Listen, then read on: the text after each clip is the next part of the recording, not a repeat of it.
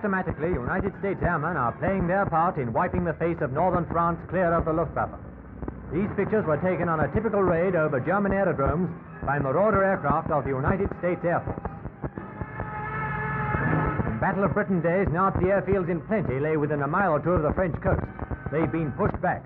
Nowadays, the enemy has anti-aircraft galore, but no airfields in this part of the fortress of Europe.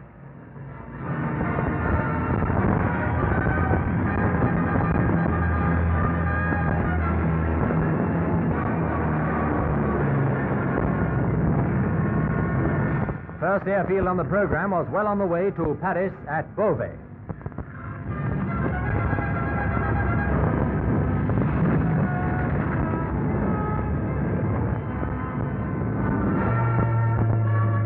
Here, the camera shows something of what the Allied air forces are doing almost daily. Further and further south, the enemy bases his aircraft, but not for long are they out of our range.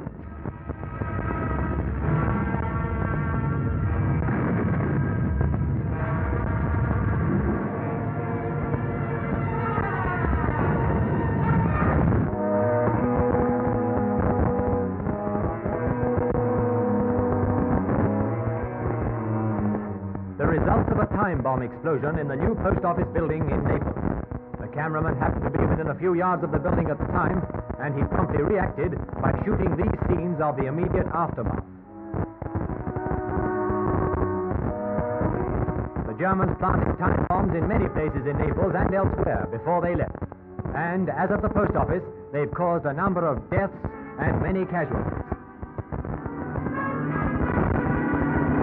Thousands of Italians have been applying to the Allies for interviews for jobs. Scenes like this are common, apparently.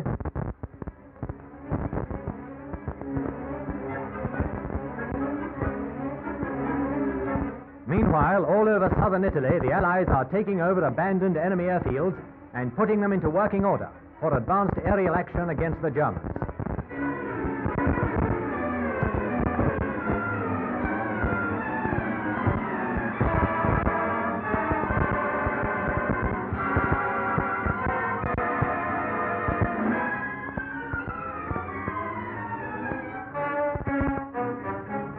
Pretty well 24 hours a day, our bombers are carrying out sweeps over German-held positions in northern Italy, smashing up roads and railways, and generally disorganizing his lines of communications.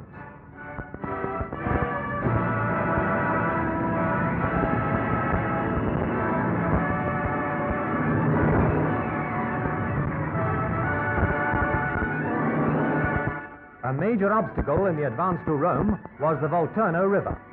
Here is the initial crossing of the river by units of the Fifth Army.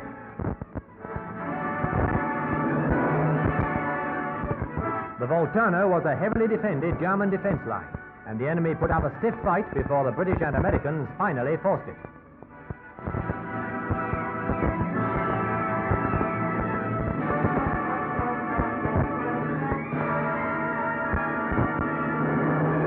This is one of the numerous bridgeheads established by the Fifth Army.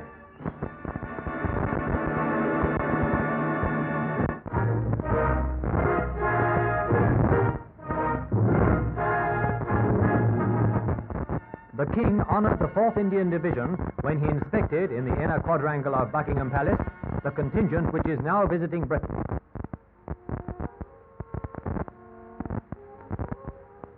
Talking to these splendid warriors from India, the King and Queen heard described some of the exploits which won the division glory in Libya and Tunisia.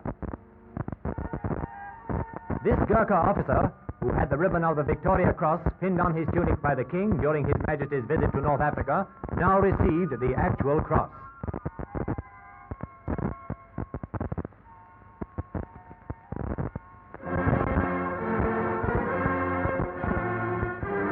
Among the ruins of the City of London stands the Goldsmiths' Hall.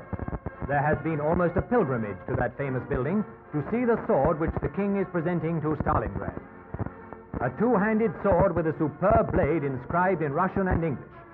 The pommel is of pure crystal, the hilt wound with nearly 200 feet of 18-karat gold wire.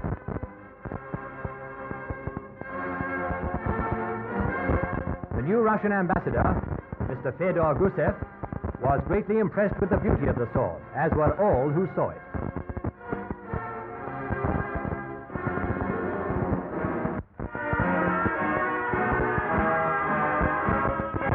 Meanwhile, 2,000 miles away, in Stalingrad itself, a moving ceremony was taking place in honor of those who fought in the defense of that famous city. First came the presentation of certificates of honor and medals to heroes still among the living.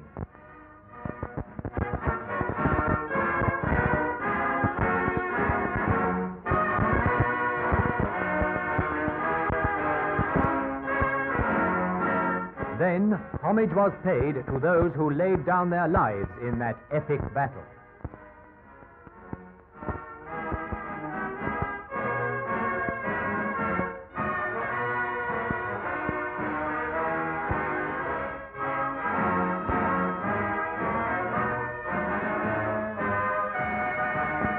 But the dead belong to the past. The bitter struggle of the living goes on. Relentlessly, the Soviet armies are driving the Huns westward.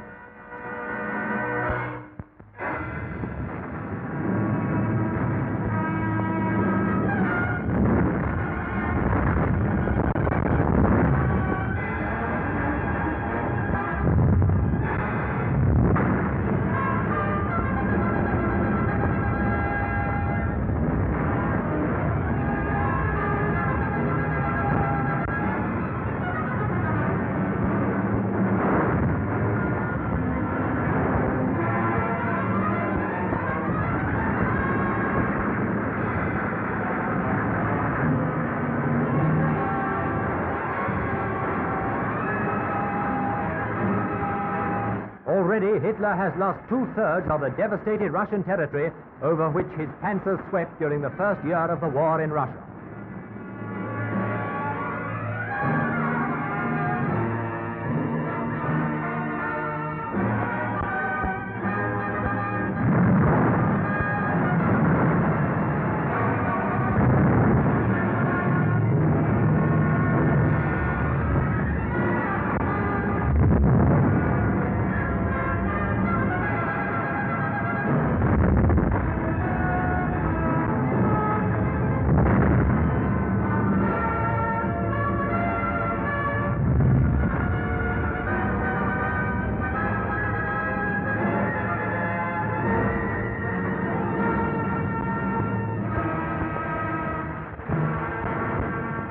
Stalingrad is at last avenged, 100-fold, yet still the invincible might of Russia sweeps on.